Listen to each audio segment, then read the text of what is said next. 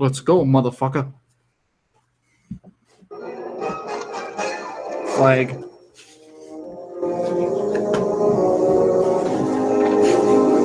Would you have to turn around?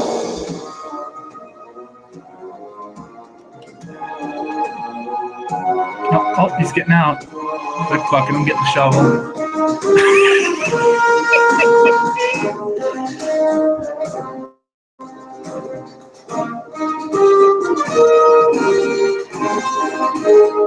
He's like, nobody better be watching me. When I was outside shoveling today, I was pretending I was Triple H. I'm like, Barry. Barry. As I was burying a pallet. Live from Waukesha Studios. It's the pinfall wrap-up. No, it's not.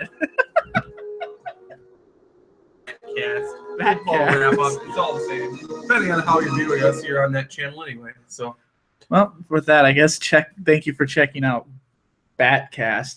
One of these days, it's gonna we're gonna get something good. It's gonna sound extremely smooth, like a. Well, it took you when we used to do the whole pinfall wrap-up thing, and you would always ask me, and if you're listening to the show and you're trying to find, God, can they find it? And that was about 30 episodes worth of that. So maybe I don't know. I keep on feeling like one of these days it's just gonna click, just like we're gonna get into everything. Because like with wrestling, we were flying towards the end of it. I mean, we had it down. Like I feel like obviously we could still do it. We could still like review an episode of Raw like nothing, Like right. We were doing really good at that. Right. I think once we cut down, because we were at one point with like 4 or 5 people. Yeah, that was kind of. And then those were the long 3-hour shows. And then we used to make fun of Ring Rust for being so long, but we were just as long as that, and we kind of went nowhere too. So, right.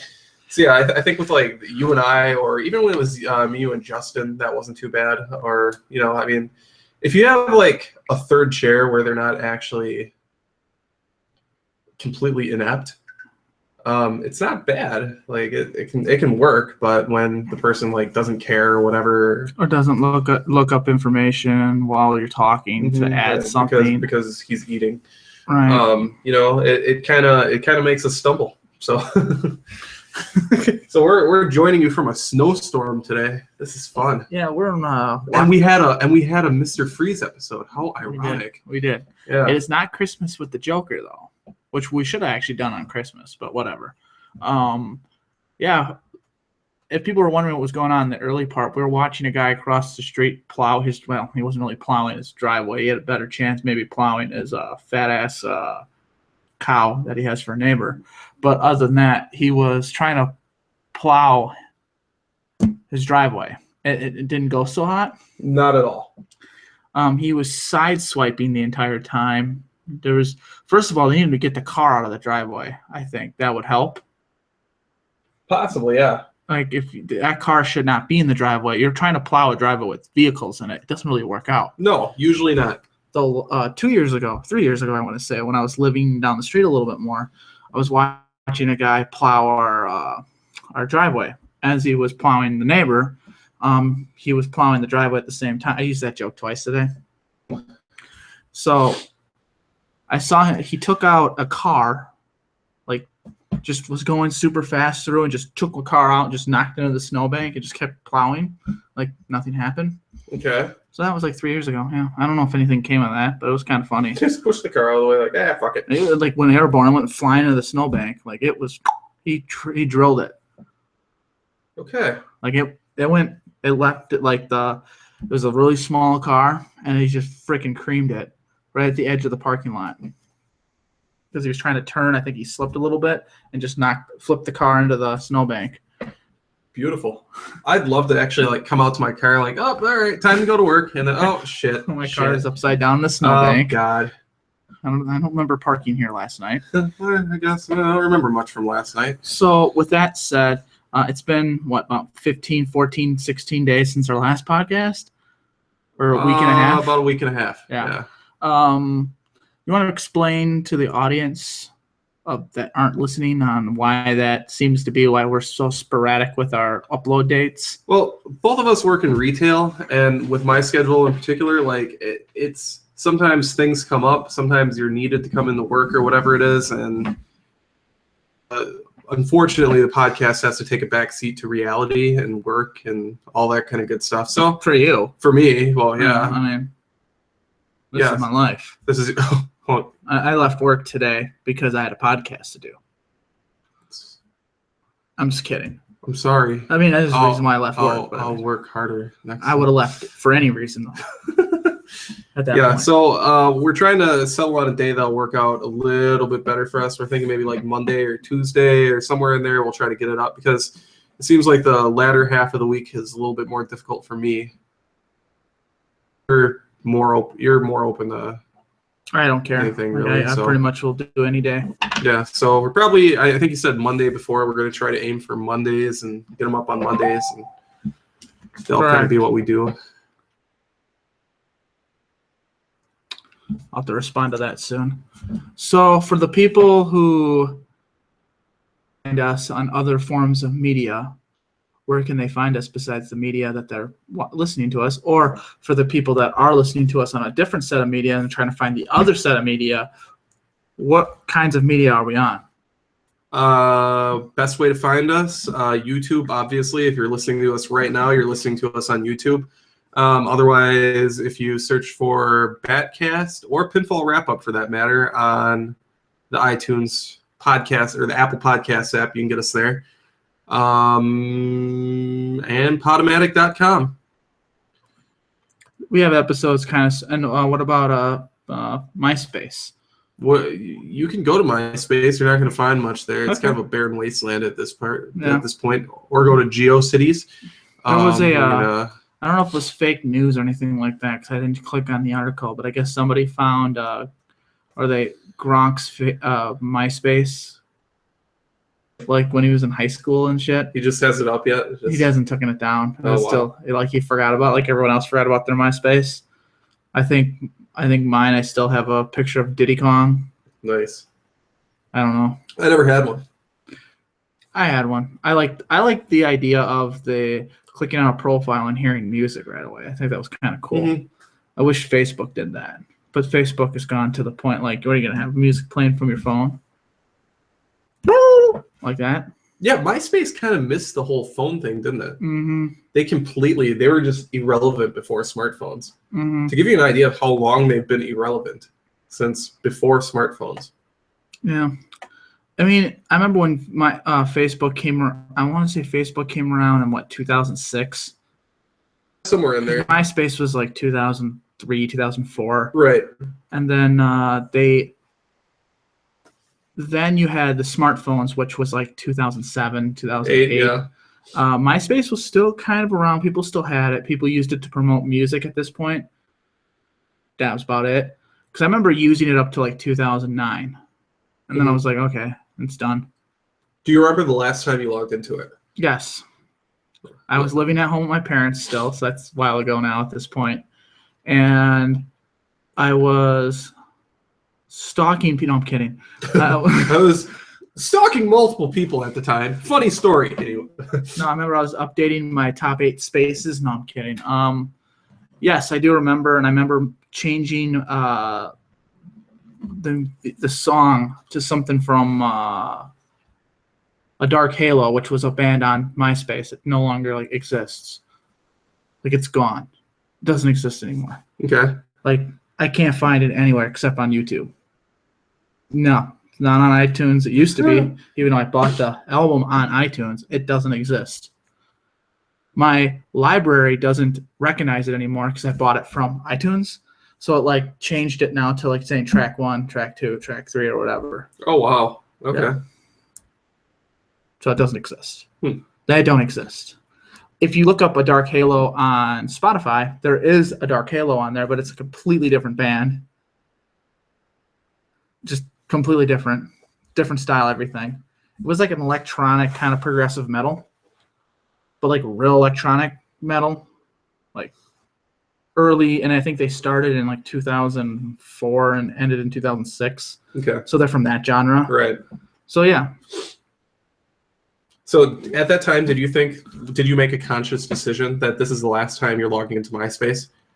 Or it just happened to be that way? It just happened to be like... Yes, I logged in to see, I think, following at the time the band Shiny Toy Guns, and they were still going through MySpace. Okay. And then they switched over to Facebook, and that's when I stopped. That was pretty much the only reason I was logging in at that point on MySpace, was to follow some bands, and bands just stopped updating stuff, but it's still up there, even though I deleted it, because you can delete shit and it never disappears. So there you go. Okay.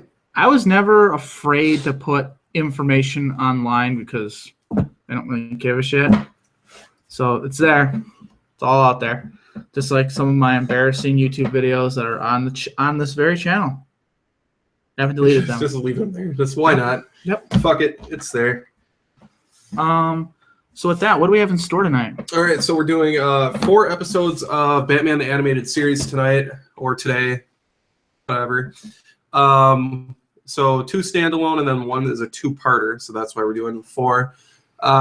First one is Batman in My Basement. Well, we're doing the extra episode because we're late this week. That also. That's a bonus, I guess. So second one... Why am I forgetting the name? Heart of Ice?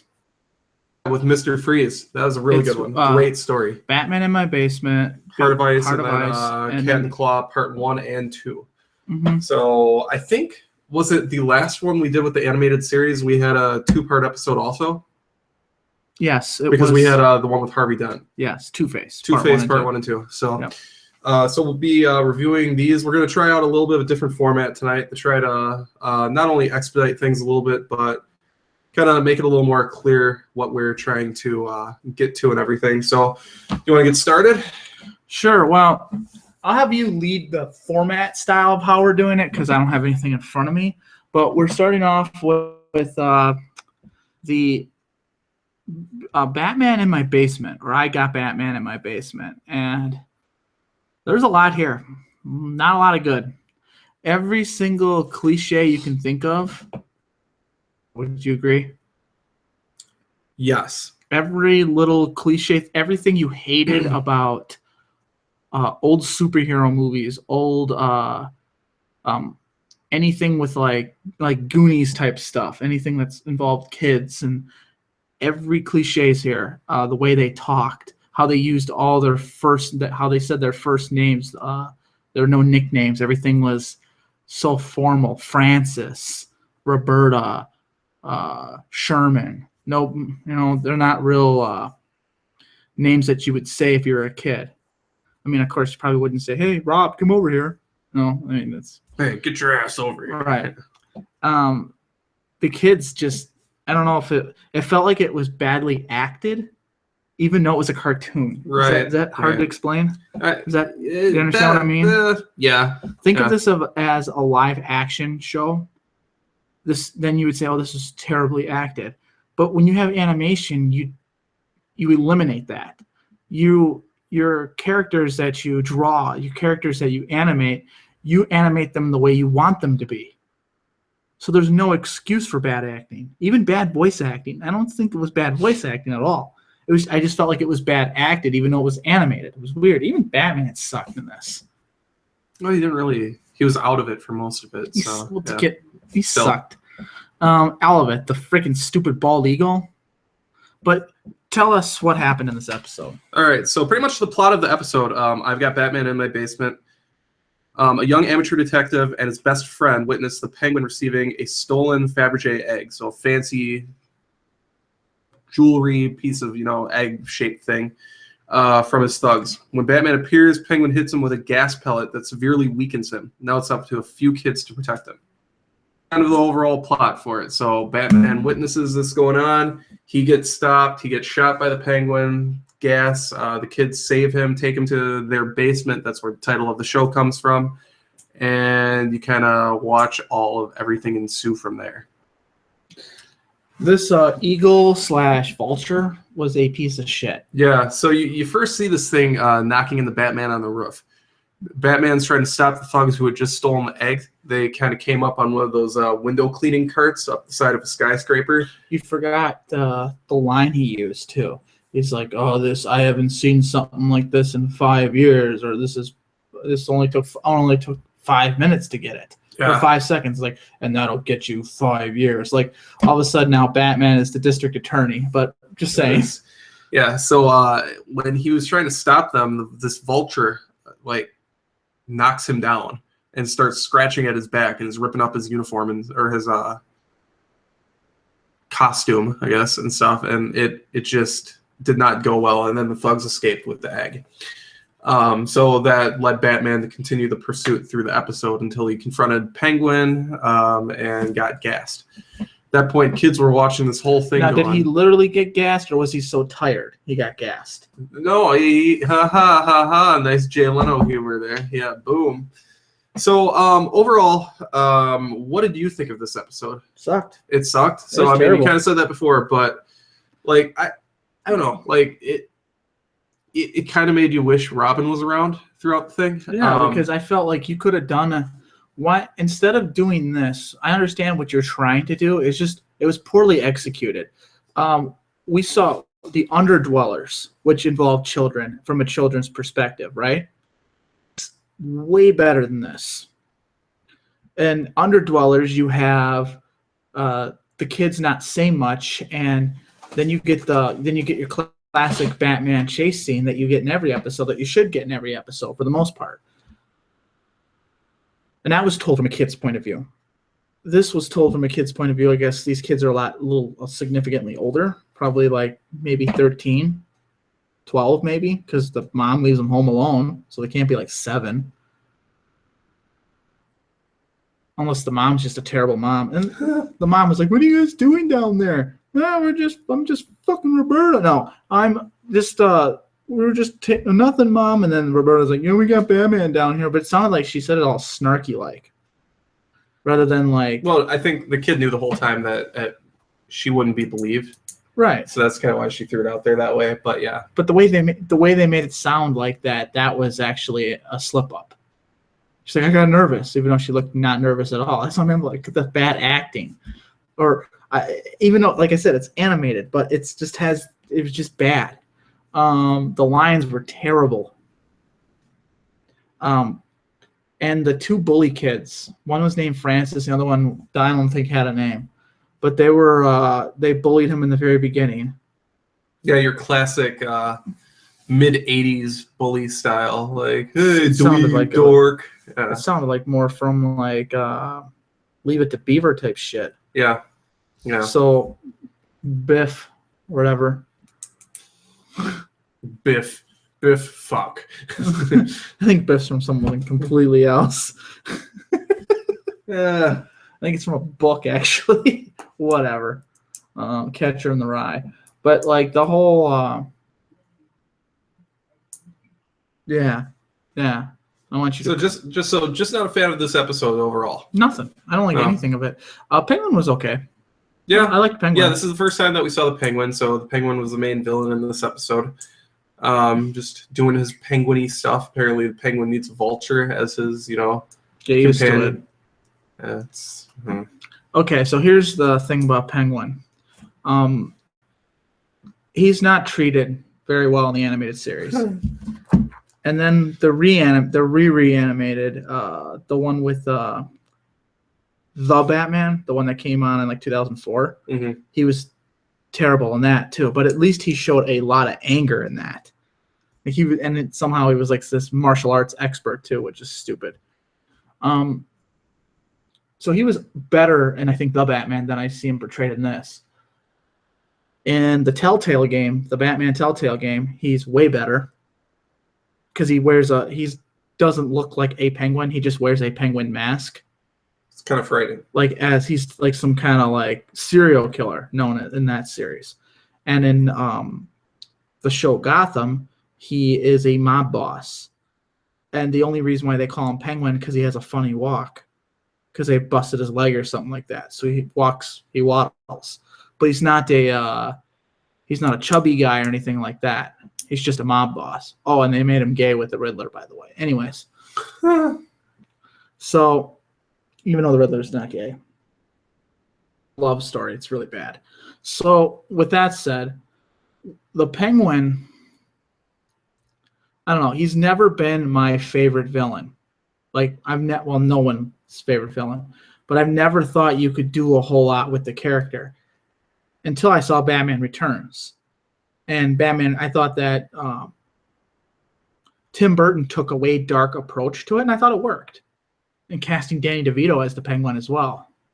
Which just makes sense. And it worked. Like, it totally worked. There were a lot of problems with Batman Returns, and maybe one day we'll visit that. I don't think we'll visit the 89 film because I think we both kind of agree on what that movie is. But the 89 film, that's the one that had mixed reviews. Some people really loved it. Some people really hated it. And there's some people that were like, it was too dark. There were a lot of problems with that film, a lot. But the Penguin was the one that I did not have many problems with at all. It was Michelle Pfeiffer, Catwoman thing. That was all stupid. Batman just being stupid. Like, Batman sucked in that movie. But Penguin's story was good. It was a good story. If you haven't seen that one in a long time, it's been in quite a while. Rewatch honestly. it, and because this time you'll be an adult watching it, and you'll get the story.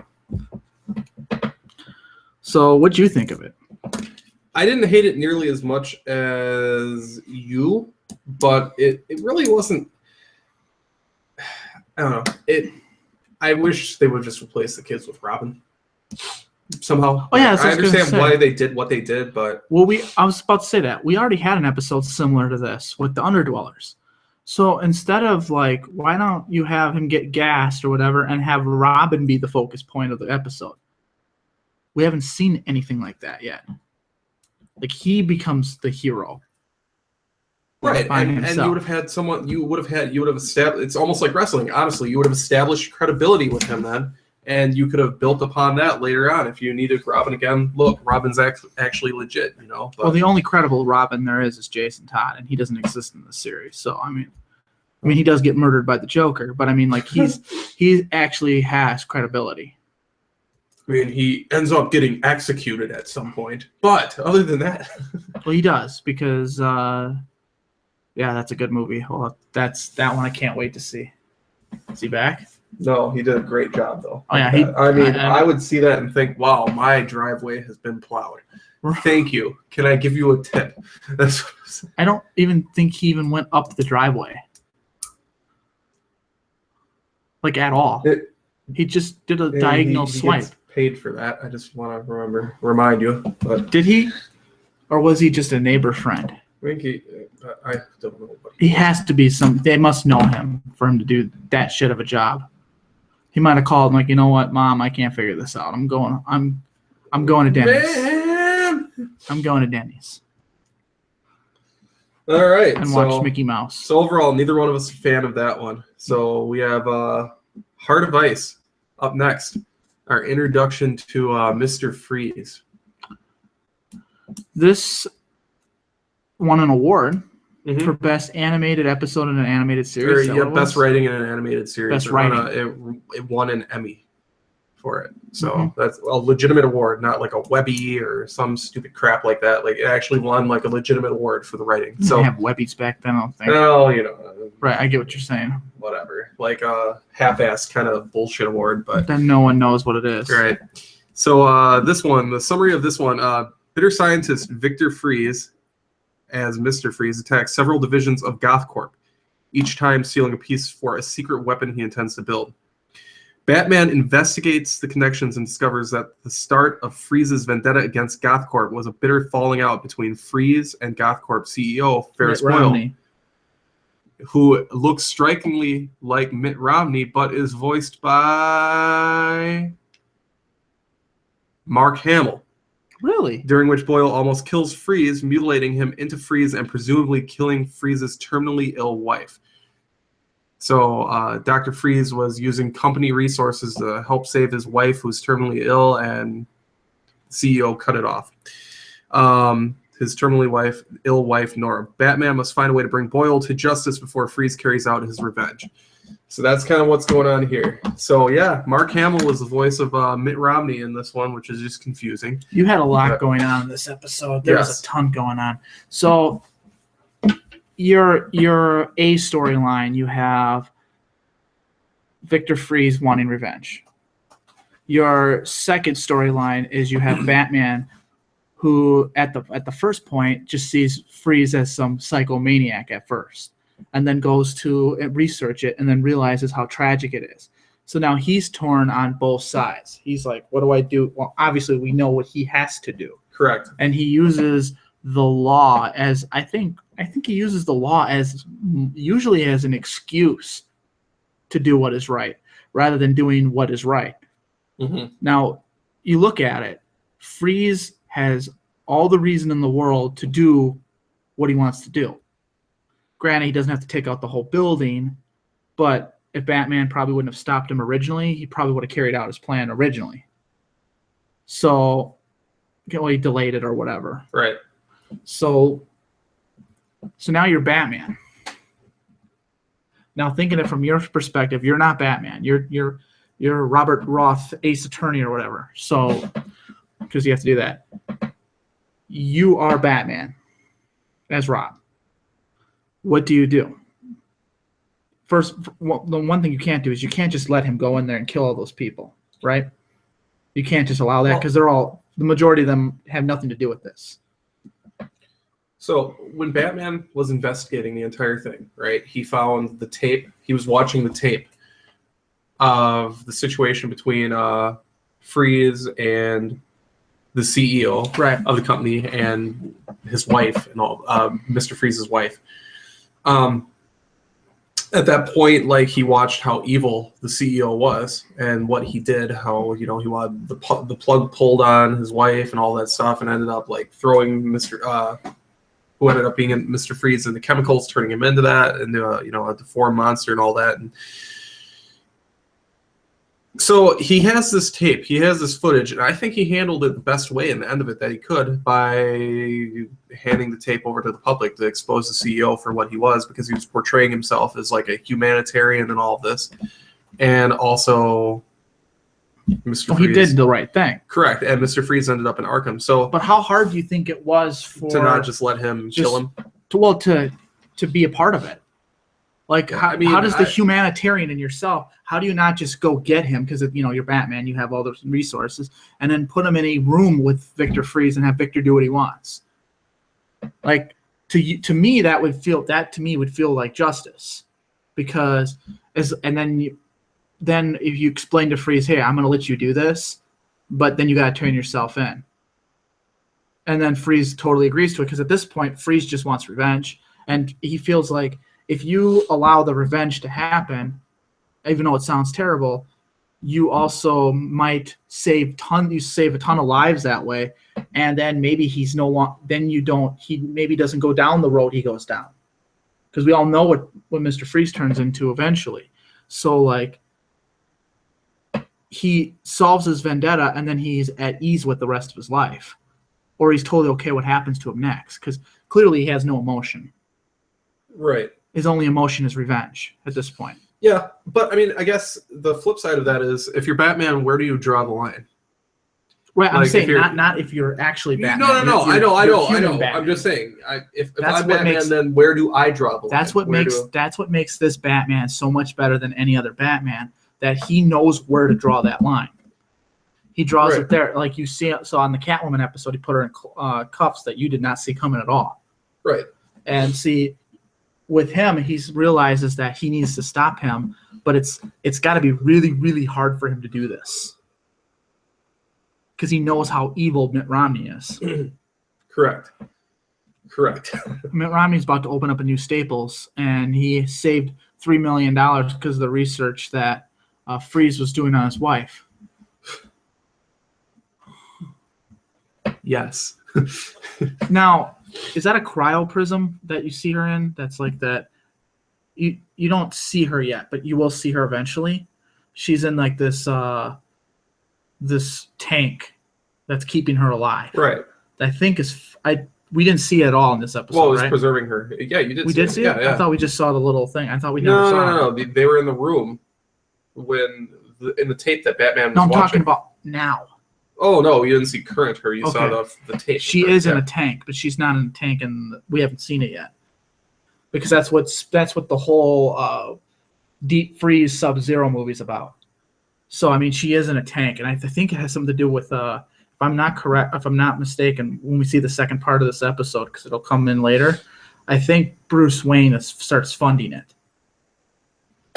So, but then in the Freeze movie, he needs a certain type of blood type to keep her alive, and the only person that has that blood type is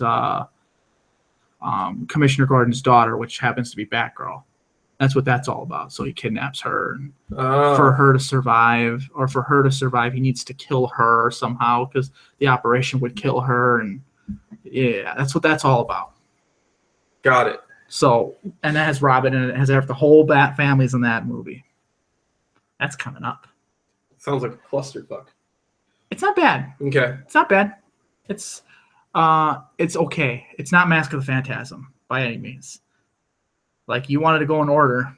I'm gonna do this one next. I'm not looking forward to it, but because I can't wait for Red Hood, so the rest of them we're just waiting for Red Hood. And after that, I think will be the Batman Superman movie, which is pretty good. And then into the Batman Beyond movies, which I think would be the Return of the Joker. Just the Batman Beyond movie, the first one, which is the first 3 episodes of Batman Beyond. They just made it into they made it its own movie as well. Start off the series. So, anyways. This was really good. I don't have much. Do you have any complaints at all? No, I have no complaints about it. It was a great story. You really felt for Mr. Freeze in this whole thing. You looked at him like, yes, he was set up and he was portrayed as a villain, but when you were watching it, you realize this guy is not really doing anything irrational. Exactly. It's not irrational. I mean, the guy killed his wife essentially, so he's looking for revenge. I mean, you just take it in the same situation. If you're listening right now and you're not married, what if someone did this to your mom? What if someone did this to your sister, your brother, your wife, your husband? For if you're Patrick out there, your hand, your sub sandwich, like what line would you cross? All of them, right? Your sub sandwich. I would, yeah. It's kind of like when you see a Denzel Washington movie. You know, when he started. What's the one he had with the kid that he was Man on Fire. Look at that. He was just fucking killing everyone, through the thing. And I mean, he cut one guy's finger off or something. And see, the thing is, put C4 in his butt. They're all portrayed as heroes in those movies. They're the protagonist. Freeze was the antagonist of this whole thing. Mm-hmm. Like, he was portrayed as that. Correct. And he was definitely the protagonist. Like, he didn't. The thing with Batman is he's so righteous and so right all the time that he had to. You could have done this movie. You could have had a completely different movie without Batman involved. If you think about this, you could have this could have been a movie where Mr. Freeze has just gone haywire, and he's off for revenge. And you could have booked Mr. Freeze as your hero, your babyface by means, but kind of an anti-hero. Yes. And then after he stops the evil CEO, he decides that he doesn't want anyone that he went through. So he starts targeting other CEOs like Donald Trump and Vince McMahon. Mitt Romney. And Mitt Romney's already dead. Mitt Romney again. Right. Mitt Romney's second-born cousin. So I mean, like, this is where you could have done a completely different thing here. Yeah, I mean, there's a few different directions you could have gone with it. I think the way they did it was, it was. I'm saying, like, you could have done the same story and just gone a completely different route at the end there. You could still had him do whatever he needed to do, like Punisher style, whatever. Like, he's going out, he's killing these bad people. But does that really make him bad? It goes to show you. Take a look. What happened to him is almost the same thing what happened to Bruce and his parents. But he was 8 years old when it happened. Yeah, we've kind of discussed this one a few times. Right. Yep. Mr. Freeze is the Punisher of the DC universe.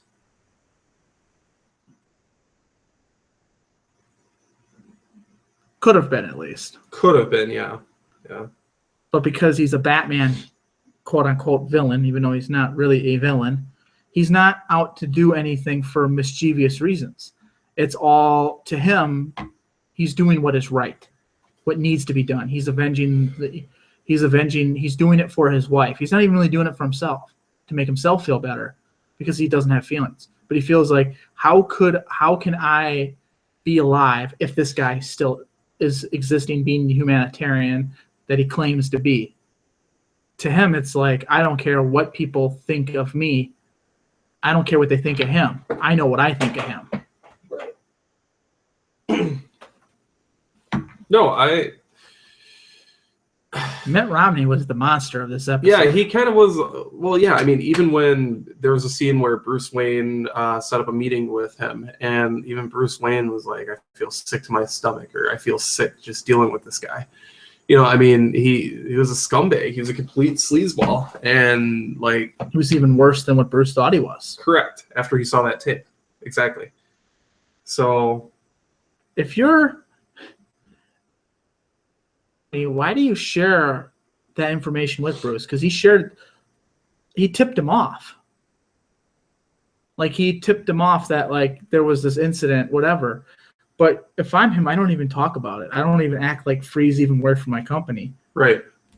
Because what you're doing is you're exposing yourself to the point where someone's going to investigate that. Because you're not sharing, you're not giving any information. What's going to stop Bruce from telling maybe someone in the press, and then the press is investigating? Like, that's publicity you don't want. So you just pretend like the guy doesn't exist, like Vince McMahon does with Chris Benoit. Like everyone does with Chris Benoit. It's like Jericho. Not everyone. It's the company. They will still talk about him, even while they're still working for the company, just not on WWE time. Like Jericho. I think it's really only Jericho at this point, just in general, because the rest of them either don't talk to the media / podcasts, like Triple H. He doesn't do many podcasts or interviews. Vince doesn't. He rarely does. Stephanie doesn't. Those would be the only ones that really worked with Chris during that time he was there. Everyone else is kind of new. Like Kevin Owens never really worked with Chris Benoit. Sami Zayn didn't. Seth Rollins didn't. Right. So, like, the guys that worked with him are either retired or dead or out of the company altogether. Like, or they retired, died, and left the company. Like Hulk Hogan. Right. He's dead. Poor Hogan. Right. But yeah, overall, that was I enjoyed the episode a lot. It was intense. It was a really good one. I mean, that could have been you could have expanded that one to be a movie in and of itself, like that with that story, that overall story. You could have just made that one in and of it, like, alone. But well, you could see what the movie Batman and Robin was trying to do. And the Mr. Freeze stuff, like the sentimental parts, okay, I'll bite a little bit, but this does it so much better. Yeah. And you could tell, like, the Batman and Robin movie was trying to take completely from it and try to adapt it into their story, but they made it way too hokey. And when it was so hokey to the point where it was intentionally hokey, so I take it more as a comedy, just a bad comedy that wasn't supposed to be comedic. But you lose the whole serious factor. Exactly. Of it. And this, none of this, there was nothing funny in this episode outside of the chicken noodle soup joke was told twice. Alfred gave him that chicken noodle soup. You think this is a gas bomb? Yeah, because Alfred just makes biohazard weapons in the Batcave. That's another thing different between this Batman. It seems like everyone else's Batman now does all his own work. He doesn't have any help as far as, like, his bat tech, he doesn't have someone telling him where to go and that kind of stuff. He's not talking to someone on an intercom trying to help him with the case. Alfred's not on the computer looking stuff up for him. Alfred's his butler, his security blanket, his righteous man. That's his purpose. In every other interpretation of Batman now, they've watered him down to the point where they didn't feel like it was realistic that one man could do all this. Yes, it is. You see it. When you watch the animated series, do you believe that this Batman is believable? Well, that's part of what makes him a superhero. Right. Now, especially look at the Batman movies, the 2000 Batman Begins, all through that. He has Lucius Fox. He has even Alfred helping him. There's too many people that are literally helping him on the job. You watch Arrow, when you watch Flash, same thing. They have like 3 tech people that are telling him where to go and that kind of stuff, what to do, how to do it. Now, Flash, it makes sense because he's a guy who just inherited powers and needs someone to kind of show him how to do things because he's brand new at it. But Arrow, who is kind of, new at it as well, but he has had the training to do this. Right. He doesn't need someone telling him the schematics of buildings. He should just know it. And that's the difference between him and that is CW's Batman, is Arrow. I feel like that's what they're going for. Like, this is Batman, but so you guys don't bitch about him. This is why we name him Arrow. So if you bitch about him, we say, well, it's Arrow. It's not Batman. Not actually technically Batman. Right. So but they're giving him the same. On. They're giving him a real similar background story, and he's fighting all Batman's villains. All his lesser-known villains, but all his villains nevertheless. Sure. Like Ra's al Ghul and Slate Wilson. So, and then also when you play the Telltale game, he's always talking to Alfred. And he has Lucius Fox making all his tech. Batman makes all his own tech. He doesn't have help like that. Yeah, I mean, the animated series makes him look insanely smart. I mean, he, in the episode, the episode that we were just reviewing, he figured out how to heal one of the criminals that got frozen from the knees down. He was trying different things and was pretty much being a doctor. I mean, he's insanely smart. So why not take advantage of that in other aspects of storytelling, be it movies or whatever? But I don't know. I think what Christopher Nolan said is that they wanted to make Batman realistic, and he didn't feel like the other interpretations made it believable. So he wanted to humanize them. Well, it's still humanized. Someone can be insanely smart. It's totally possible. But when you have someone making stuff for him, you're making that person smarter than him. And at that point, why isn't that person just out in a bat suit doing the same thing that Bruce is doing? What's stopping him? Because now you're making the bat suit be the reason why he's winning these fights and not his actual skills. Correct. As you see in the animated series, he doesn't have any armoring on, no armor. And he says why he doesn't wear armor, because he won't be able to avoid attacks and be stealthy with armor on. Use it. Well, yeah, it would weigh you down. It's clunky. It's noisy. Right. And he wants to be quick and agile. And for a big guy like that, I don't know how you do that without, if you have armor, it's just, at that point, you're Iron Man. Like Mr. Freeze. Mm-hmm.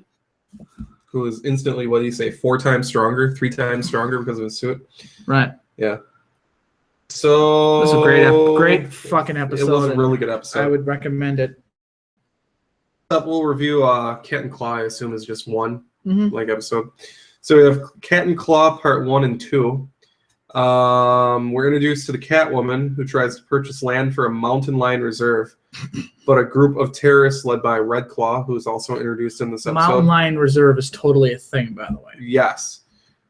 We're introduced to Red Claw, who they're trying to thwart. So Catwoman and Batman have to put aside their differences in order to stop Red Claw and her organization. That summary doesn't really sound like what happened. It didn't really seem like they had to didn't seem like they had too many differences. Well, they're obviously on like 2 sides of the law. When we first introduced to Catwoman in the episode, she's robbing like some jewelry out of a building, and Batman's trying to stop her. But here's the thing: was he really trying to stop her, or was he just kind of playing with her the whole time? Because he didn't really he didn't go after her like he would a normal criminal. I understand because she's a woman, but he didn't treat her like a criminal. Of course, he didn't treat her like he would treat the Joker or anything like that. No, I'm talking about like a common criminal. A common criminal, he stops him very easily. Obviously, he was able to recognize the differences between her and a common criminal. How? He didn't know what she was stealing it for. Regardless, at the time, you have your common, and they're stumbling in, and it's a group of this woman's athletic. she's bringing other things to the My thing was he wasn't really trying. I didn't feel like he was trying at all. He was matching her move for move. Right. But I felt like he was impressed more by, I can understand the second meeting. Maybe there was like a little tension there or whatever. Yeah. And I get that's what they were going for. But I didn't feel it as much when he was as Batman. Now, obviously, when he met Selena Kyle as Bruce, he like instantly fell in love, which he said, I haven't felt like this in years. And then they did a flashback to Andrea Beaumont. For just 20 minutes, just standing there staring at her. He's peeing all over the place. He took a shit. Someone threw a Taco Bell wrapper at his head. He's just standing there. So yeah, I mean, like I've seen. I don't know. I thought it was a good. I just didn't feel that they literally had to put aside like differences. Like they hate when it's read like that. I know you're just reading a summary, so I'm not like chewing you out, but I'm chewing out the summary. That like. I think it's false advertising. I feel like that he was always on her side. He wasn't trying to put her in jail or anything like that. When he found out like what was going on with the Catwoman, like every time he met up with her the second time after the first time, wow, I talked in circles today. I'm Michael Cole today. But after they first encounter, it seemed like he was trying to help her every time. And it wasn't like she was trying to put her differences aside with him. It was just, okay, I need to save her. So it wasn't like they were working together. He was trying to save her every time. Does that sound like that's what happened? Yes. He was playing hero. He wasn't necessarily playing, it wasn't like Superman and Batman where they had to put aside their differences because they're on two opposite sides of the law.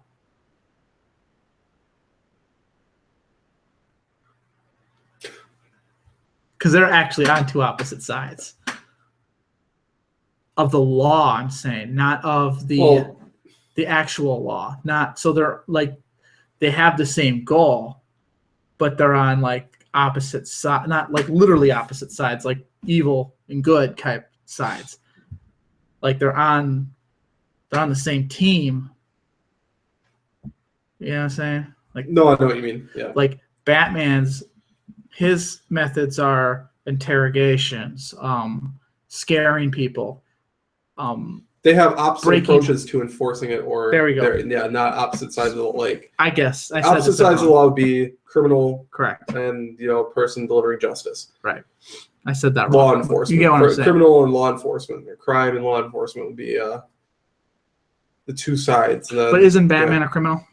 Well, he's a vigilante, which that's a criminal. That's being a criminal. So two opposite sides of the law. But compared to Superman, who doesn't break Superman's laws. Essentially a criminal too, because he's not a cop. No, he's not. He doesn't break any laws. Is he not acting on his own? Acting on behalf of the police? Hmm? Well, so Batman. Boom, there you go. No, he's just Batman. He's in cahoots with Commissioner Gordon. Correct, but Commissioner Gordon doesn't. He's doing it on the down low. He doesn't promote him. He calls him his secret weapon. He's on our side. He's our secret weapon. But it's not. But Superman is like completely different. He doesn't break enemies. He doesn't like. You know what I'm saying? Like he's not. No, I know what you mean. He doesn't interrogate. Yeah. He acts on what is happening. He doesn't do any actual investigation. He just waits for it to come hit him right in the face. And he's never going looking for something. He's always defending himself or defending the city. So that's what I'm talking about. No, I understand what you mean. So what did you think of this episode overall? It was these episodes? It was okay. Yeah, these are kind of middle of the road ones, right? I felt like that the Bruce and Selena stuff was the most interesting things of the episode, I thought. I thought the idea of Bruce falling for someone again was actually normal. That you don't see him. Someone more than he views as an equal. Right. Yeah. I thought that was interesting. I thought they should have explored that a little bit more. What do you think of the Red Claw?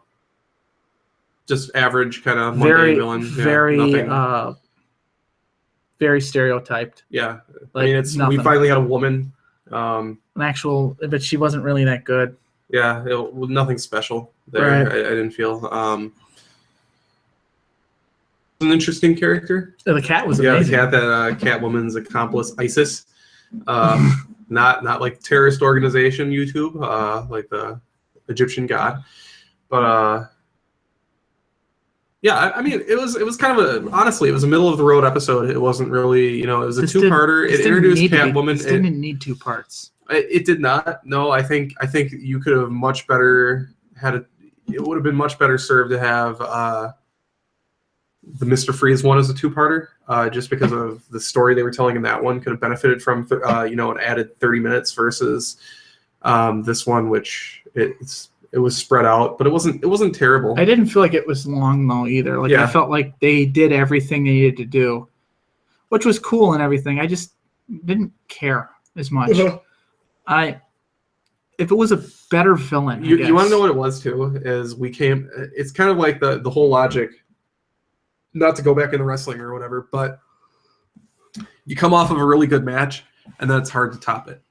Mm-hmm. Everyone's going to have a hard time following through. And the next match could be a really great match too, but if it's not as good as the match you just saw, you're going to just feel like, eh. I think that's what happened, because in the order in which we watched it, we watched, Heart of Ice, and then we went into this 2-parter. So Heart of Ice was clearly the main best event. one. Yeah, the main event, and we watched that one. And it might be the best episode we see of the entire series. So I mean, like, it might be is it your favorite so far? So far, yeah, it was really good. I really liked the story that they told in that one. The ones we've seen, yes, I'd probably put that number 1, and then maybe Two-Face is number 2. I thought Two-Face was really good too. Yeah. And then maybe the gangster story, the train. I really. Oh yeah. Yes. The review that 2 episodes ago that we had, that was like, those were 3 awesome episodes in a row. So, and the one show we did with Mike, those were 3 good ones too. Mm-hmm. So there hasn't. I didn't think Mike was a bad third chair. No, he was fine. So I did a good job. He was fine. Yeah, he actually brought a lot of stuff to the table. He paid attention to details, I think, that we missed. Yeah, we both don't pay attention to details at all. That was one thing that was good about Justin when he was on our show. Yeah. Like he'd remember the exact detail of the match or the exact word that was said, where we paraphrased a lot. Correct. Other than that, like, I thought this was a real strong, like, I understood what they were doing. They're trying to portray 2 women in the same situation, like 2 women as their leading roles. One that's kind of like Catwoman, who's just a burglar, and then you have the other one who's a terrorist leader. And they wanted to use them both in the same episode. I'm surprised we didn't get introduced to Commissioner Gordon's daughter yet, because that would have been a three whammy. 3 whammy. Yep. They were playing the whole duality thing where they were showing Catwoman and her secretary or whatever, and Batman and Alfred, and how they kept on going back and forth between those 2. I thought that was fascinating, how they were portraying them as complete equals, like, through the thing. It was very, very fascinating. I thought that was interesting storytelling there. Yeah, because they were cutting back and forth. They were showing Bruce Wayne, or first who wrote this episode? I have to look up. But while I'm looking that up, there was a scene where they were showing both of them changing into their gear, and just the parallels there were very, very interesting. Very West Side Story like. Let's see here. Romeo and Juliet. Story by Catherine. It was Sean, Catherine, Derek, and Laren Bright. Okay, and I think Bruce Timm wrote Heart of Ice, right? Can you look that one up real quick? Sure. Because I've noticed a trend. The ones that Bruce Timm's involved with, those are the really, really good ones.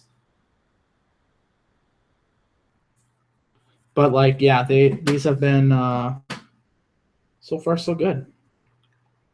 Written by Paul Dini, directed by Bruce Timm. Okay, directed by Timm. So I think what we'll do is we're going to pay attention to who's writing these episodes and see if we see a trend. Yeah, The Cat in the Claw was directed by Kevin L. Terry for the first episode, and Dick Seabast for the second part. I remember seeing the name Seabast. Yeah, so. What about so comparing it to so far, we've seen a bunch of episodes. We've seen 7 or 16 episodes of the animated series. We've seen a movie. Does Heart of Ice top Mask of the Phantasm? In my book, yeah. Does it? Yes. Easily. The thing that threw Mask of the Phantasm, that would put it on par with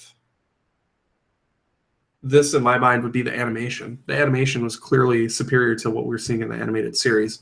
So it's better animation. They're bringing more money to the table with it, but story-wise, Heart of Ice had a much stronger story. I also am a huge fan of things, just in general, be it TV shows, movies, whatever, where you have very few characters that you're using to tell a very basic story. And very few locations, very few settings. I felt like you got that more with Heart of Ice than you did with Mask of the Phantasm. Well, Mask of the Phantasm also was an hour and 10-minute movie or whatever. Correct. If that was if it was shortened down to like an episode, could you have done that? I don't think you could have. It would have. Yes, because you could have pretty much done the whole thing, but you could have taken the Joker out of it. And you would have instantly shortened it because you would have lost nothing by taking the Joker out of it.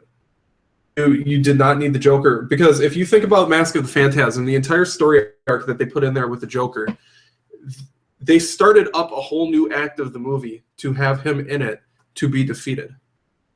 But it was independent of the story of the rest of it. The Joker did not have to be brought into it. The story was between like her, what's her face, his love interest, Beaumont. Andrea Beaumont, and the Mafia Lords. That was where the story was. That was where everything was going on. So yes, it makes sense to have brought Joker in there because it was a movie and it was longer, and the notoriety of the Joker and all that. But you didn't. Well, you know why the Joker was in it, because the network wanted a movie with Batman and the Joker. Well, yeah, and that's kind of what I was getting at. Like they're going to bring him in there because he's bringing a big name to the table. It's the Joker. It's Batman and the Joker. Bruce Timm purposely wanted to make him a side. He did not want to make him a main character in the movie, so that's why he did it that way. He did exactly what you said. He did that because he wanted to focus on Batman, on Andrea Beaumont. Those were the characters in the movie. So yes, you could have done an episode. I don't know if you would have been able to fit it in 30 minutes, but you could have done it in a 2-part. Even if you did it as a 2-parter, I think Heart of Ice would have been a great 2-parter. Like I was saying before, but the whole Joker story arc was not necessary for the movie. Like it was added. It's almost like if you picture a circle, and then you put a lump on the side of the circle. That's essentially how it went. Like, yeah, it's still round, but you have something extra on there, and that's kind of, he was the extra. I felt he made it better though. Sure. He added. He added to it, because then it's like, with that is when you brought the Joker and you made it, now the Joker in their universe was part of that gang. Yeah, I mean, it's like, which is another added thing. So like another piece of cheese on the sandwich. Not necessary, but it makes it slightly better. That's exactly how I put it. Like he didn't make it worse, but it just wasn't necessary. I agree. Yeah. I think they did it to kind of the notoriety part. I think another part that they used him for was to try to make kind of a little bit of comedy relief, a little bit, because it was getting a little too serious, right? And to keep the audience attention, because at times it felt like the movie, the first act of it. I know we're going into Mask of the Phantasm again, whatever, because it's all Batman, right? Good. We didn't really cover it in our last episode. We babbled on Batman versus Star Wars. So like, what we did with the first story arc is it kind of dragged on a bit because you had all those flashbacks, and I don't know if maybe what you would have had a fight between Batman and Andrea. I don't think you could have done that, like an actual fight. And why would Batman try to put her in Arkham or try to put her away when her vendetta is back to Heart of Ice? She's not killing anyone that isn't innocent. The reason he stopped Freeze was because Freeze was going to kill everybody in that building. because he's just mad at this point, mad with power. He's mad, like he's insane to a point, even though he's not. Yeah, she's got a little bit of a thing too, but she's killing off mobsters who should be dead anyways. Correct. And that's why I think when you added the Joker to it, it's one extra person that she goes to kill. And Batman didn't come to save the Joker. Batman showed up because he realized that, oh shit, the Joker's involved. She needs to get out of there. She has no idea what she's in store for. And when he showed up, he was absolutely right. So that's why I think he added to it, because I don't know what your climax of the movie would have been. I agree, you could have took him out completely, but then you would have had to have added the mob. The last mob boss should have been but he was too old. That's why they used the Joker, because the Joker was like, unless you use the Penguin in that role, right? And again, it's the Penguin. Like maybe you could have, because that would fall more in line with the crime story. Right, Penguin would have. I mean, obviously Joker's a criminal, but like when you think of like a crime lord or whatever. But Penguin's like, well, I guess it would work. But the Joker, it's not like the Joker was completely random. They said he was part of this crew. Well, I mean, and he was the no-name guy. That ties back to... And he's the guy who actually executed Andrea's father. It kind of ties back to the 1989 Batman movie, where he was rolling with a gang, pretty much, and like it's same kind of deal. So I mean, like, I thought it wasn't. They didn't go to a Joker origin. They're saying, okay, this is what the Joker was. This is what he is now. Middle road, how it became. We know he was dropped in a vat of chemicals. That's all we know. That's all they've told us so far. And this animated series hasn't even told us that. Right. He references it a lot. There's one time where he's hanging on the rooftop and Batman's telling him to grab my hand or you're going to fall and die. And he's like, isn't this a little familiar? It's me, you, a vat of chemicals. And he starts laughing. And he keeps telling me, you're slipping, grab my hand. He goes to grab his hand and he uses that little shock thing and Joker just falls to one of his many deaths. So, like, I don't know. I think about it, and yeah, you could have removed him completely, yes. But you would had to have replaced him with somebody else. Would you agree to that? Yeah, I just think the Joker is such a strong character that's kind of what makes it unnecessary. It's such a strong character to put in the movie. Like, again, the Penguin, whatever. I mean... Yeah, you could have put the Penguin in, but there would have been no climax. You could think the Phantasm would just wipe the Penguin out. The Penguin's just a crime lord. He's not like a master manipulator, a master of expect the unexpected kind of villain. Like the Joker is completely a wild card. Correct. You never know what he's going to do. I'm not saying it was a terrible choice. No. I'm not saying you're saying that at all. Mm-hmm. I'm just saying, like, it's something that you say that they should remove. They could have removed. They could have if they were doing a TV show. Correct. And it would have been as noticeable because you're never looking for as much of a. You're right, because we're going back to what I originally said. I took it as a slam on the movie. No, because like obviously, like if you're going to do the movie. Like, yeah, you're going to bring... I don't know if you could have done the movie without Joker, but for a 30-minute episode... Correct. That was... Because that's kind of where we were headed. Like, if you were to condense the story down into a 30-minute episode or even a two-parter, you could easily have removed the Joker storyline, put a lesser criminal in there, and then it would have all worked. You wouldn't have been expecting as much of a climax in an episode of the show than you would have a movie. I agree. Without the Joker in the movie, you would have had to bring someone else big to the table, obviously. Which would have been nobody. Be it the Joker or I don't know what else you could really do there, but Bane.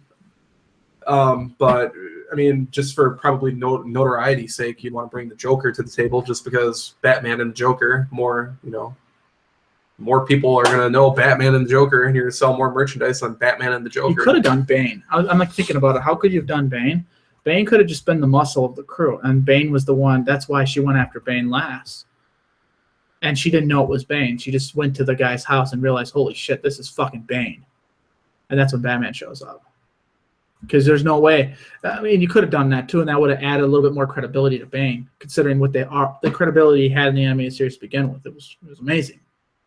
Book super fucking strong. something that the movie didn't really do so hot. Now in the Rise Against, or Batman Rise Against the Authority, whatever the hell fucking movie was called, Batman Rises, that was a good Bane. Good live action Bane. But there was another live action Bane from Batman and Robin.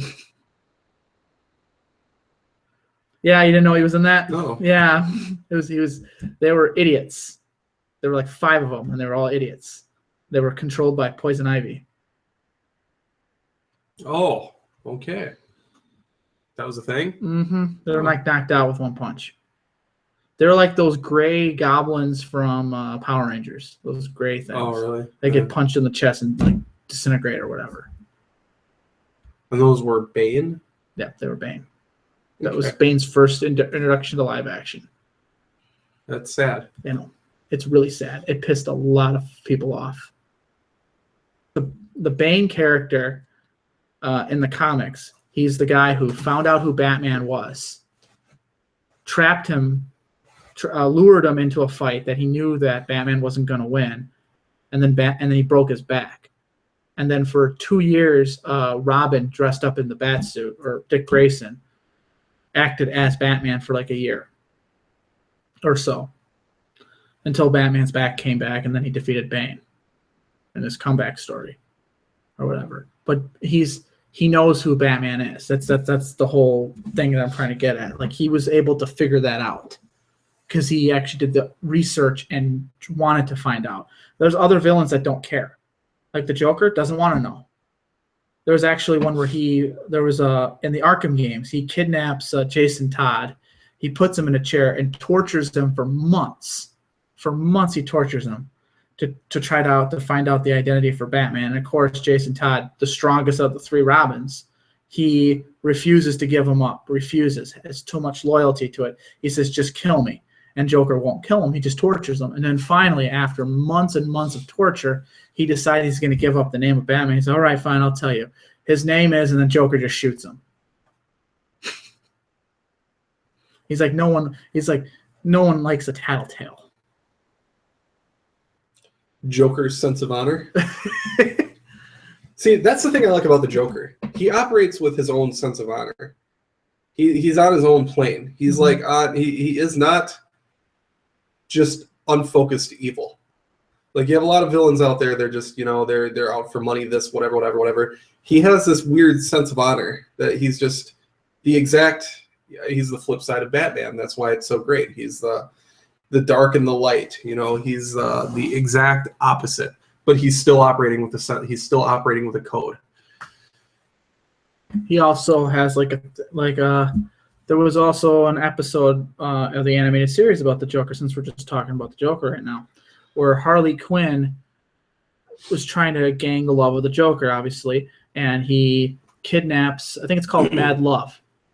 He looks at one of Joker's old plans, and he had this plan where he wanted to try to make Batman smile by feeding him he wanted to make the piranha smile while they would devour Batman, and while he'd be hanging from a piranha thing or whatever. And he couldn't figure out the plan, so he ripped it up and threw it away. Harley Quinn figured it out, found Batman, darted him or whatever, kidnapped him, hung him upside down. So he said to Batman it would look like they were smiling. And she called the Joker. The Joker picks up the phone. It's like, "Yeah, you got who? Oh, you got Batman. Okay, cool. You what? Figured it out. Runs down there, gets all angry, and then she's like, "Yeah, now I can kill him and he can be out of our lives." And he's like, "Are you kidding me? It's not funny unless I do it." Gets to kill Batman. He's like, "Excuse me," as Batman's just hanging there and argues with her, slaps her around, throws her out a window, gets pissed at her, and then unties Batman and leaves. He's like, "I'm sorry about this misunderstanding. We'll do this again someday." And then leaves. All right. But that's what he does. That's his whole sense of honor. That's right. His code. That's his code. That's what he works with. There's another one where these Batman is pronounced dead. Everyone thinks he's dead. So there's crime going around in Gotham. The Joker shows up with his men. They're going to rob a jewelry store. He's like, "Yeah, you want to see if Batman's really around? We'll find out." So he goes and robs the jewelry store, and he's looking at his watch. He's usually here about now. And the guy's like, "Dude, we better go. Batman's going to show up." He's like, no. He'll be showing up anytime now. Usually here by now. He's like, it's simple. He shows up, we have a couple of laughs, and we do it all over again. And then he's like, I'm really getting to think that he's not going to show up. He might actually be dead. Boys, put it all back. Boys, put it all back. He's like, crime has no punchline if there's no Batman. There's the code. So his whole thing is just to kind of that's the code. Push Batman. Right. Now, what would happen if Batman were to eventually cross that line and kill someone? Would Joker's interest of Batman be... Yeah, because then he's broken. Then he's spoiled goods. Right. His thing is he wants to be... He's entertained by his code. Right. I think Batman's entertained by the Joker's code, and that's why there's a thing. We saw it in Mask of the Phantasm where he was getting excited. He's like, ooh, wouldn't it be great if I was the one to finally drive him off the deep end? Like, he was excited that this could... Like this person going around killing people, this could actually be Batman. They both have these dueling senses of honor. Well, not necessarily honor, but these dueling codes of life that they're living their lives with, and I think they're both fascinated by one another's way that they. When we get to the Red Hood, there is the last 10 minutes of the Red Hood is probably the best 10 minutes you'll ever see in any Batman film. Batman, anything related, I would say in any type of animation film, period. Like that last 10 minutes with Joker, Jason Todd, Batman, it was just like, it was deep. And then the Joker was voiced by John DiMaggio, which does the voice of Bender, I think, in Futurama. So that's where he's known for, and he does a lot of voices. So I think that's one of his big ones he's known for. And he pulls off one of the best, like, kind of Heath Ledger-ish Joker, but done so much better. Well, no one's better than Heath Ledger. You know, like the classic scene in The Dark Knight where Joker says, I got a magic trick for you. Yeah. And then he slams that pencil into that guy's head. Ta-da! He does something similar to that in this movie where he's just like a gang of guys at the table and he's in Arkham. And Black Mask is at the end. Black Mask is awesome in this, by the way. And he's like, can I have a glass of water? And they give him a glass of water. He smashes the glass, cuts the guy's throat, grabs the guy's gun, shoots everyone in the room except for Black Mask. Then he puts the gun down and starts laughing. And he's like, I'm going to need a truck and some guys. Well, not these guys because they're dead. Well, good Black Mask was negotiating with him to kill the Red Hood. He was going to pay him like $1 million to kill the Red Hood. So what he does is he's like, okay, I'll do it.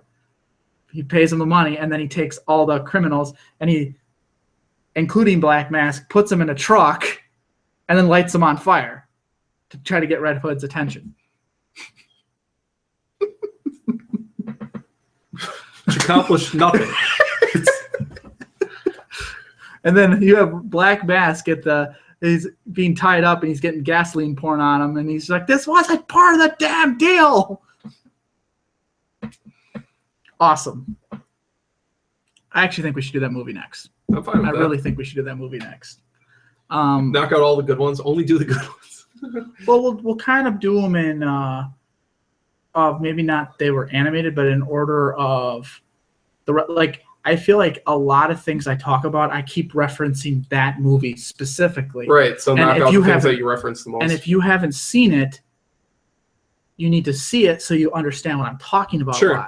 Because you'll see, and I would like to get many different versions of the Joker that we can get knocked out. And we saw Bruce Timm's Joker. Now I want to see Red Hood, which I think was Bruce Timm as well, just a different version, because he did all the movies. Anything else? No. Telltale games. Are you going to play them? I am going to play them now. The 5th episode of the Batman Telltale series just came out, so now's the time to do it because I can knock out 5. They're about 45 minutes an episode. That's not bad at all. Right. And there's not a whole lot of gameplay, so let's say. It's mostly choices and what you can say. Correct, like the Walking Dead one. Okay. And there's actually a Game of Thrones one also. I haven't played that one, but I have played the Walking Dead one. Right. Well, the reason I say that is because I've played Telltale games that had way more interaction than this one. Wolf Among Us, that you could actually walk around and stuff like that. Well, like there were things in the Walking Dead one where you would have to like tap A repeatedly. Mm-hmm. Or oh yeah, quick time events. Yeah. Yeah, the quick. Yeah. This has a ton of quick time events, but I mean, like as far as being able to have that kind of free roam a little bit, this doesn't have a lot of it. Well, The Wolf Among Us was a standalone non-licensed game, so they had to bring a little bit more to the table with that one, I think. Still Telltale though. Yeah, it's still Telltale, but it wasn't like based on like an existing IP. No. You know. Well, yeah, that's what I'm saying. Like, it's not like Wolf Among Us or like Sam and Max. Sam and Max was also like a you could walk around, and that was more of a puzzle game. Did you ever you were a PC gamer? Did you ever play Myst? Yes. Okay. That's what they remind me of, to a degree, because Myst was kind of click and point, like the point and click kind of deal. Myst was a pure puzzle game. Yeah, it was a puzzle game, but the way they the way you play it, the gameplay. And that was made by Sierra. Can't believe I remember that. God damn, how you remember that! But yes, you're 100% right. Now, Sam and Max was originally LucasArts. I want to say LucasArts had something to do with Sierra at some point, early on. Well, anyways, the guy who created Sam and Max, the original artist person, was he drew out a storyboard of these characters. We just drew the characters, and his roommate decided to play a prank on him and wanted to completely kind of troll his characters because he had big plans for these two characters, Sam and Max. So what he did is he created a comic book with them in it, and he wanted to make it kind of like a Dick Tracy type crime stuff, but he wanted everything to be over-analyzed and be funny that way, where he would look at a lamp. Well, this lamp was used to power the electricians in 1934, and or he would describe something like that, over describing things. And he made the dog have two left thumbs, just to be an asshole. Okay. Well, the guy got pissed when he read them, and he's like, "You're making fun of my work." And he's like, "Okay, fine. I'll pay you $10 for those characters." He's like, "Fine." So they actually wrote out a contract. He sold him Sam and Max for $10, and then he went and sold it to LucasArts because LucasArts loved it. LucasArts sold it to Telltale after the license, because LucasArts bought it from him. It was like a 5-year contract, and then when LucasArts kind of went, like they stopped doing stuff for PC, Sam and Max was just kind of sitting out there in limbo. And then what happens after the contract, the original owner gets it back, which was the guy who bought it from the guy. So then he sold it to Telltale again and made more money off of these two same characters. So the original Sam and Max game, which was made by LucasArts, is completely different than the one that Telltale did. Telltale made it 3D, got different voice actors.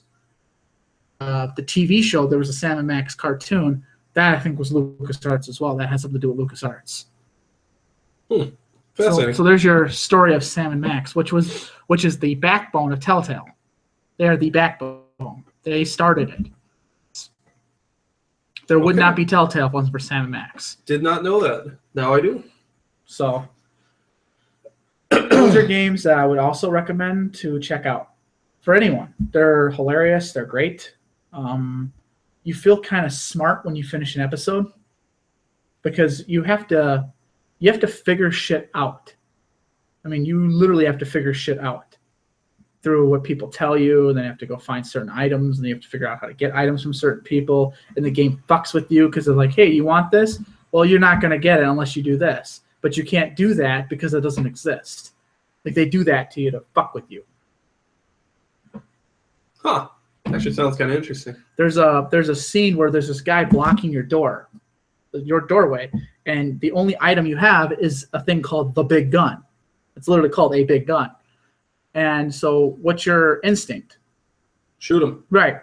So you grab the gun, you click on the ape, and then Matt or Sam grabs the gun, he pulls out. It's like, hey, if I give you this gun, will you let me through? And then Max is like, really, Sam? When you click gun on ape, and that's the best idea you came up with? All right. So like it makes fun of itself a lot. There's also another one where you're trying to talk to elves and giving up great toy ideas, and Sam's like, "What about a click and point adventure?" And then the elves are like, "Nobody plays those anymore." LOL. So because the music stops and you hear like kind of the record scratch thing, but you don't hear that. Just everything stops, and they all just kind of think like, "No one plays those." All right. I don't know if we'll get flagged for that Superman or that Batman Superman one, because that one's kind of. I don't know if that one's really licensed as much anymore. It's not on a CD, or you can't buy it. I don't know. We'll see. It doesn't actually have a name. Like it's not like it doesn't exist.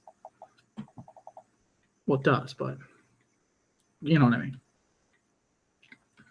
I think when animated movies come out too that are DC related or superhero related, we should cover them as they air. So like, something comes out, we'll stop what we're doing and we'll go directly to that to keep us somewhat relevant.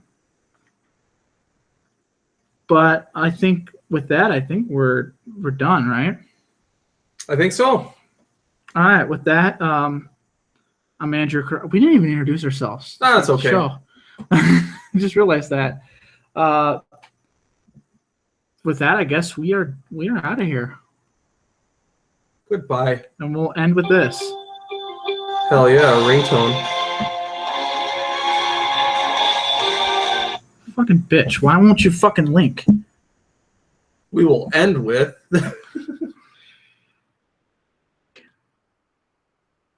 You fucking cunt. Oh boy. Now I'm dropping the C word.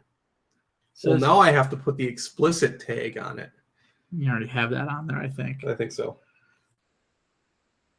There we go. Well, look at you. So how's the weather today? It's pretty nice. It's pretty nice. A little bit of snow, just a little bit. Oh, here we go. This is the Justice League Unlimited theme.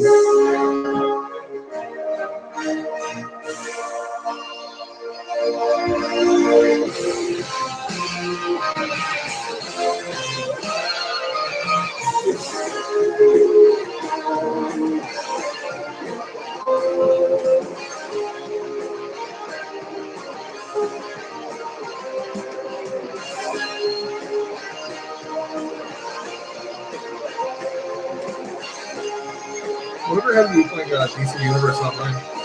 Huh? Whatever happened to DC Universe Online? Like, did you just give up on it? I just kind of stopped playing it. Nobody really wanted to play it anymore, so I stopped playing it. And I got to a level where I couldn't get past a certain point because I was too weak and I didn't want to spend money. So I said, makes sense.